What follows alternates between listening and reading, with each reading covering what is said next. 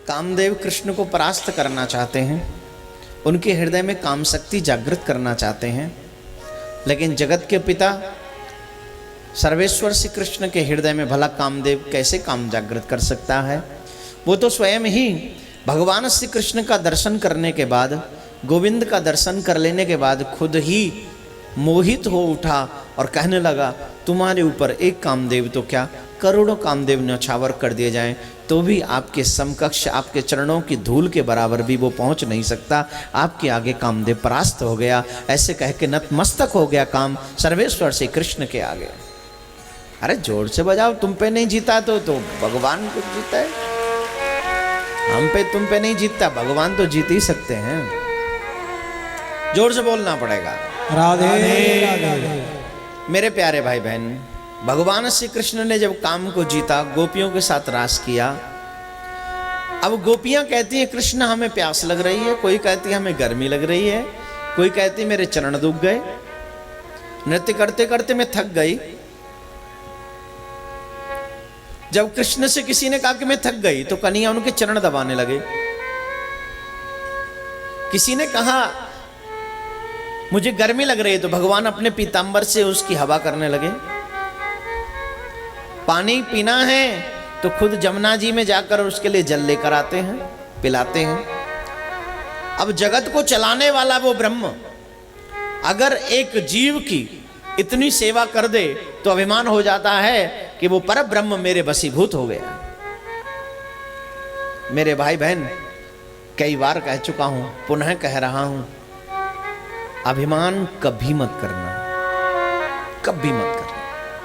न दौलत का अभिमान करना, न शोहरत का अभिमान करना, न परिवार का, न सुंदरता का, न जवानी का, न बल का, यहां तक कि भक्ति का भी जो अभिमान मत करना।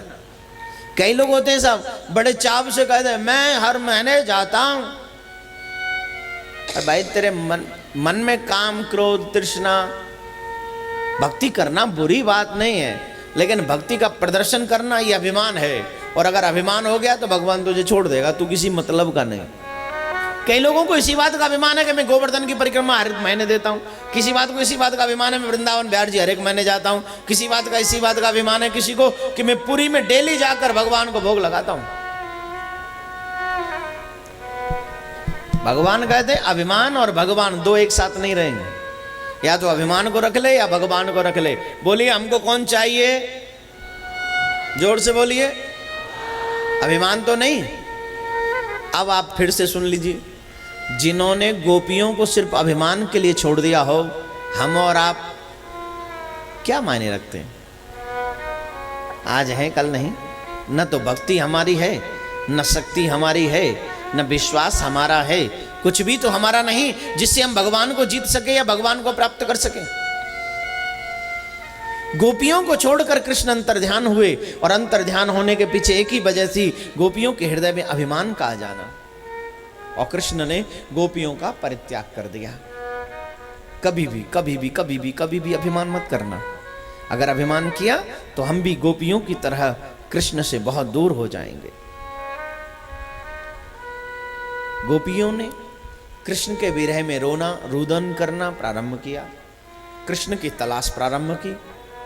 वन वन में भटक रही है, कृष्ण कहाँ है, कृष्ण कहाँ है। एक गोपी को जो लेकर गए थे उसको भी कृष्ण ने एक जगह पर छोड़ दिया। उनको भी लगा के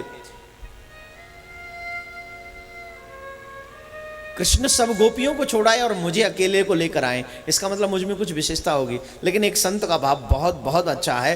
गोपियों के राधा रानी को, या जो जिस एक गोपी को लेकर गए, भागवत में नाम नहीं दिया गया, लेकिन राधा रानी को लेकर गए जैसा आप सब जानते हैं। तो राधा रानी को कृष्ण ने क्यों छोड़ा? मानो वो गोपियों के जीने का अविलंब उनको देना चाहते हो। अगर वो राधा रानी को छोड़कर नहीं जाते तो गोपियों का प्राण निकल जाता। गोपियों के प्राणों की रक्षा हो सके इसलिए सर्वेश्वर से कृष्ण राधा रानी को छोड़कर चले गए। राधा रानी से मिले, गोपियां मिली, उनको लेकर जमुना के तट पर पहुंचे और वहां पर उन्होंने गोपी गीत का पाठ किया। हो सके तो आप भी वो पाठ करें मेरे साथ मिलकर। कम ही श्लोक बोलेंगे, लेकिन जितना भी आप सुन सके, आपके भाग्य में हो उतना बोलें आप सभी। जयति तेऽधिकौ जन्मना व्रज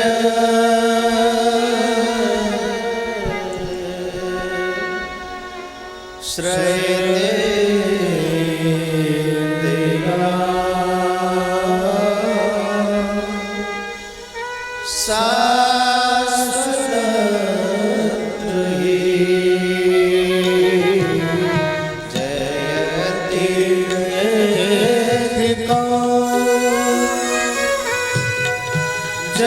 जन्मना व्रज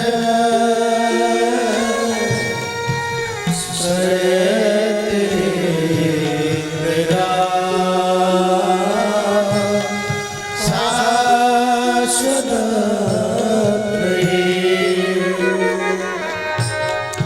दयति दृश्यता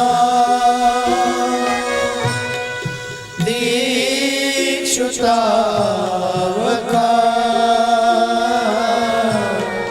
त्वयि धृता स्वा त्वां विचिन्वते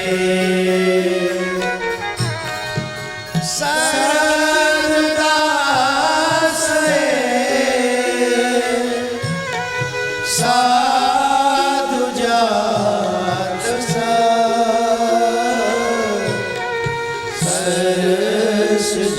सरसजोदरा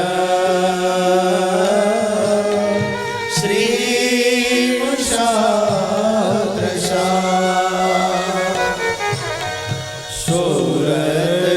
शूरनाथ ते सुल्कदासिका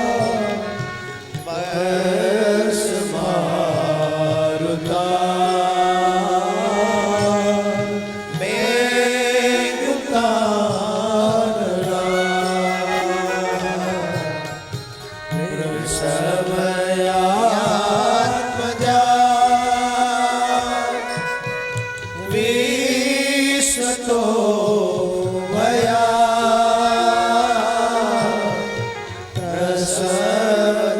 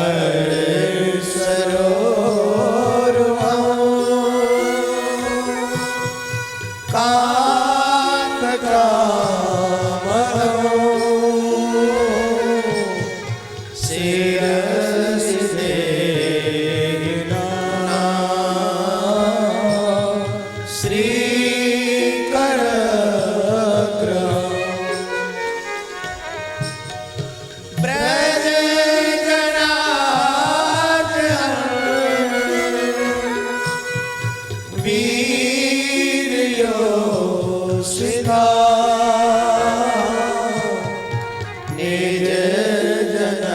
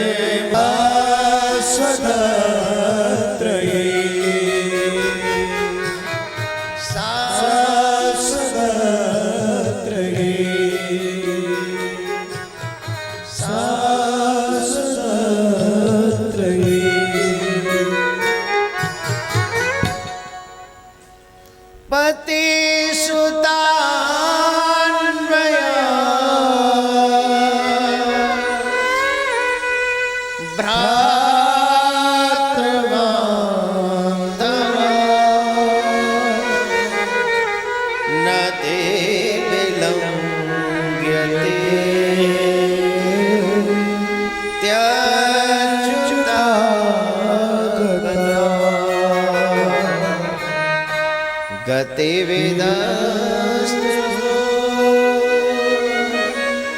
दीत मोहिता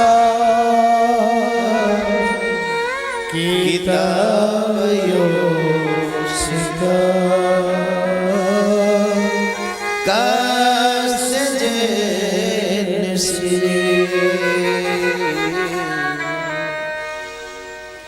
गोपियां कृष्ण विरह में ये गोपी गीत का पाठ करती हैं।